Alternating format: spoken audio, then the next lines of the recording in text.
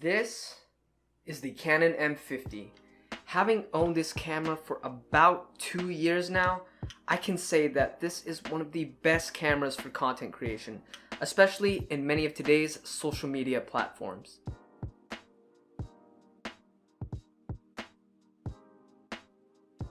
Hey there, my name is Brandon. And in today's video, I'm going to be giving you 5 reasons why.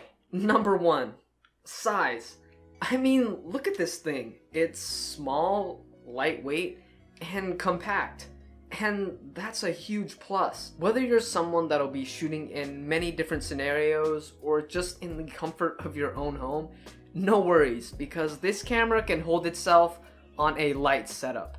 And due to the size and weight of the camera, you're able to just pack it up, throw it in the bag, not have to worry about adjusting anything inside, and honestly, you're good to go. Number 2, a super underrated but oh so amazing feature, the flip screen. This is an important feature because in this day and age, many of us are doing this solo, and we need to see if we're in frame and composed correctly. And usually when I film, my camera is pressed back against the wall. And yeah, I'm not going to fit back there. To those wondering why I mentioned the other platforms such as TikTok and Instagram, is because you know how we usually see in film videos this way?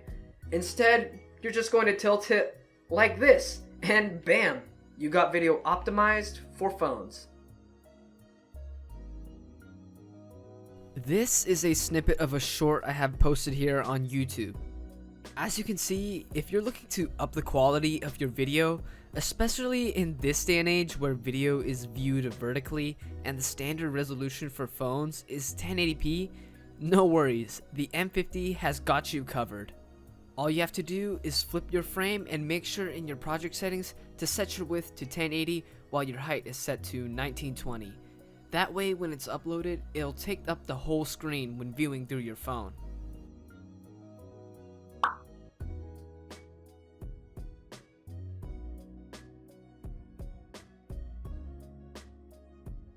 Number 3, a audio jack. As a beginner, I made the mistake of not prioritizing audio. Sure, your image can be good, but also if you have bad audio, that just brings down the experience for the viewer. Just take a look at some of your favorite creators and even podcasts.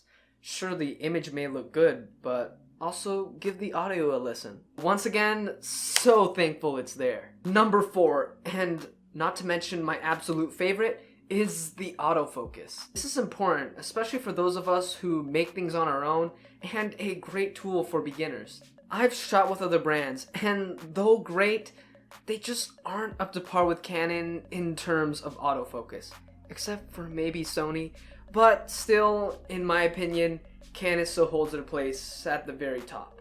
For client work, I usually shoot manual, but in certain situations where there's moving objects or moving subjects and it's kind of a one-time thing, I'll switch to autofocus, and I know that 90% of the time, Canon knows what to grab and just latch on.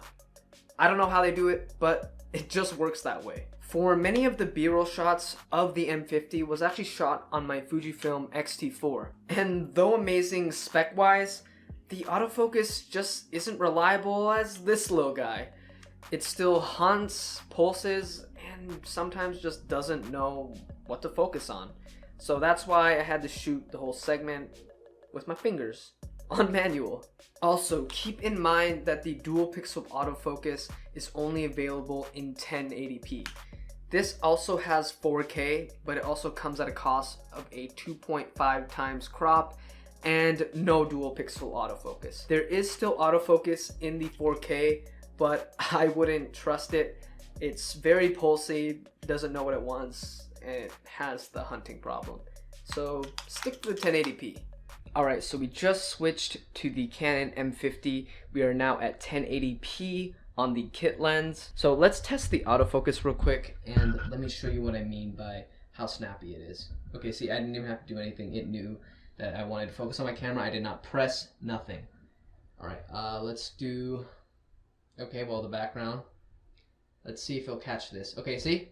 It caught this. I didn't even have to tell it to do anything. In this case scenario, guys, with the Canon M50, what I love about this, and this isn't on my other cameras, is this has focus tracking.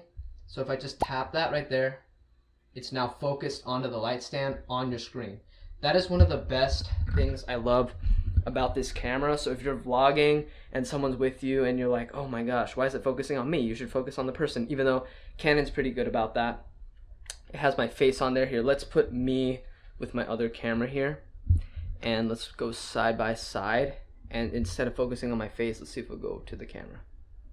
There you go. Let's focus on the camera. So there's that little box right there that shows that it's tracking it. The autofocus with Canon is just super reliable, and you always can see on the screen what's going on, what you want it to track, or tracking your face, so you're always in focus. So now we're in the 4K mode. As you can see, it's really cropped in, and I have this all the way extended out, which you can show my arm. The box is on my face at the moment, but let me move it out of frame. Then go back in. So you see what I mean? See, it's not quite on. There you go. So now it's on my face now, but with the 4K, you lose the dual pixel autofocus, and it's not as reliable.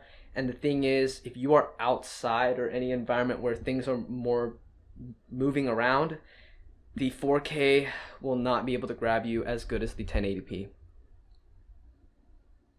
Let's go to my camera.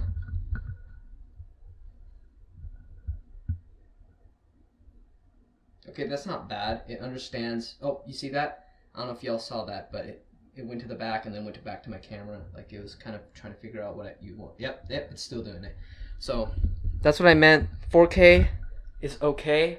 I wouldn't recommend doing auto mode in 4K. So if you're doing anything with product shots, I'd probably stick to manual mode on the 480p. And vlogging, it's okay. Yeah, see it. Yeah, it's hunting, but it's there for those of you who want a higher resolution and planning not to be so reliant on the autofocus. It's more like you're shooting B-roll or for somebody else. So that's what the 4K looks like. I wouldn't say that the 4K is unusable, but if you happen to be in front of the lens, that's a no-no. But if you're going to be behind it and handling focus, then you should be good.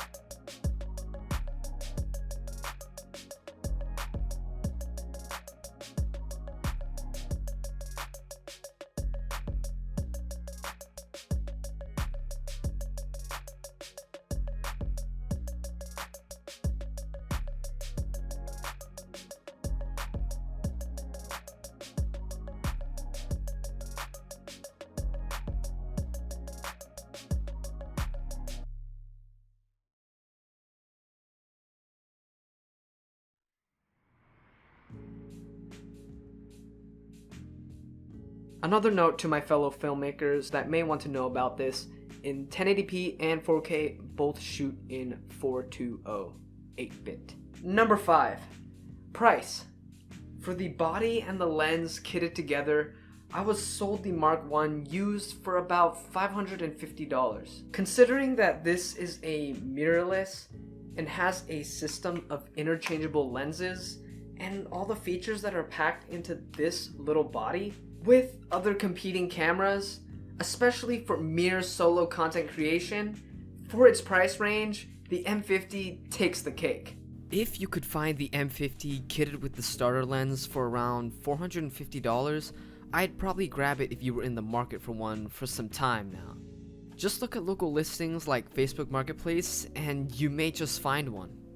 I do want to note though, for those who are more on the filmmaker side of things, I would take a look at the Panasonic and Fujifilm systems in this price range. And I know that the autofocus isn't on par with Canon, but with those two, you're going to have more options of lenses and also cinematic features built into those bodies. Now, for those curious about the differences in the Mark I and the Mark II, initially when the Mark II was announced, I was going to grab it, but then once it was released, not much was different. But Canon did say that the 1080p's dual pixel autofocus was improved and better live streaming capabilities on the Mark II. To those of you who really care, I wouldn't really bat an eye on the improved autofocus. I've seen comparison videos against the Mark I and II, and the autofocus, it just a teeny bit faster than the Mark I, but overall still looks the same to me. So if you aren't really in need for the live streaming upgrades, then consider getting a used or refurbished Mark I. That way you can save yourself $100 more. And there you have it. Those are my 5 reasons on why I believe that the Canon M50 is one of the best entry-level cameras for YouTube and any other social media for content creation. So, what do you guys think? Should I make a more in-depth review or cover specific functionalities of the M50? Please share your thoughts and let me know down in the comments below. Thank you so much for watching. If you enjoyed the video, please leave me a thumbs up. It would mean a lot. Other than that, have a blessed day. I'll see you guys next time. Peace.